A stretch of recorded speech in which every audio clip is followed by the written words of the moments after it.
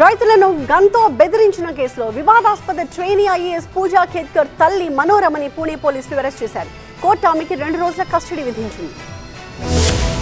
భూ వివాదంలో రైతులను గన్తో బెదిరించిన కేసులో వివాదాస్పద ట్రైనీ ఐఏఎస్ అధికారి పూజా ఖేద్కర్ తల్లి మనోరమను పూణే పోలీసులు అరెస్టు చేశారు. రాయ్గఢ్ హోటల్లో నక్కిన మనోరమను పోలీసులు అరెస్టు చేశారు. మనోరమపై హత్యాయత్నం కేసు నమోదు చేశారు. ఆమెతో పాటు మరో 7గురిపై కూడా కేసు నమోదైంది. మనోరమను పూణే కోర్టులో హాజరుపరిచారు. ఆమెకు పూణే కోర్టు 2 రోజుల కస్టడీ విధించింది. మెట్రో కార్మికులకు కూడా బెదిరించినట్టు ఆమెపై ఆరోపణలు వచ్చాయి.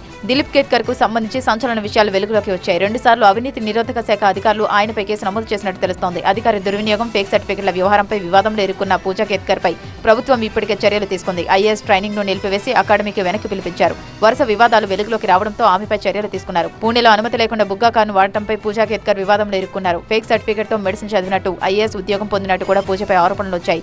దీనిపై ప్రభుత్వం విచారణకు ఆదేశించింది. పూజా వ్యవహారంపై పూణే పోలీసులు లోతుగా దర్యాప్తు చేస్తున్నారు. పూణేలో ఆమె నివాసం ముందు అక్రమ నిర్మాణాలను కూడా పోలీసులు కూల్చివేశారు.